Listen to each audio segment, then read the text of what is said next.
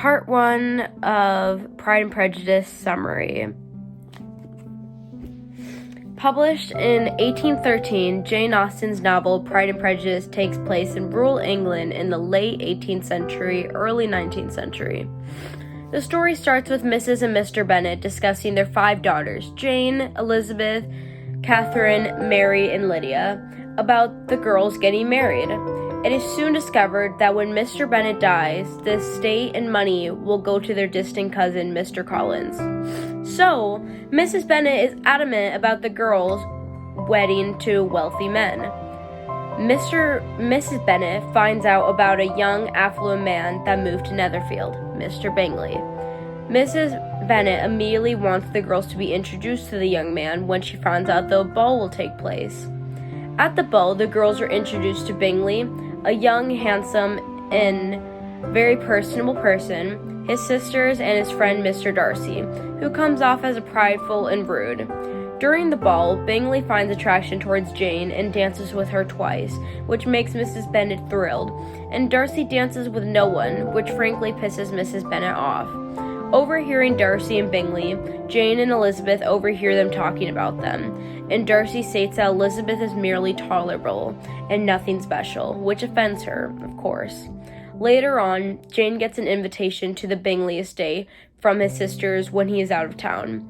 Mrs. Bennet encourages her to go on horseback because it will be raining and she can get sick and stay for a few days with Bingley, which fortunately happens. But unfortunately, Jane gets sick with a cold and remains at the Bingley's estates for a few weeks.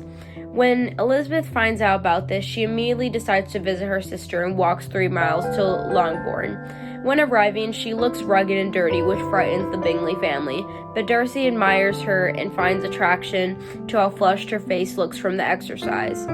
Elizabeth meets a man named Wickham, who she fancies and gets to really know until Darcy and he runs into each other, and she sees that the awkward tension between them. When asking Wickham what happened between them, Wickham describes how he and Darcy grew up together and how Darcy's father was a second father to Wickham. Darcy was jealous of this, though. When Darcy's father died, he gave the estate and money to Wickham, but Darcy stole it all and left him penniless. Hearing this, Elizabeth was furious and despised Darcy. Mr. Collins visits and decides to marry one of the Bennet girls, especially Jane, because of her beauty. Still, Mrs. Bennet assures him she is not the right choice because she will be engaged soon, and to switch his attention to Elizabeth, which he does. Elizabeth finds out about this and is appalled by this ordeal because Mr. Collins is greedy, pompous, and idiotic. The second ball comes to town once Jane feels better, and Elizabeth was excited to see Wickham, but he was not there. To her despair, Elizabeth had to dance with Mr. Collins 2 times.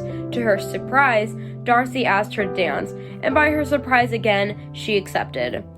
Through a tense conversation while dancing, she brings up Wickham, and he denies the entire thing. Jane also talks to Bingley, saying Wickham was the man in the wrong and not Darcy, and Charlotte Lucas, Elizabeth's close friend, also reassures her that Darcy did nothing wrong. But Elizabeth does not listen. Finally, Mr. Collins proposes to Elizabeth. Flabbergasted, she still rejects him.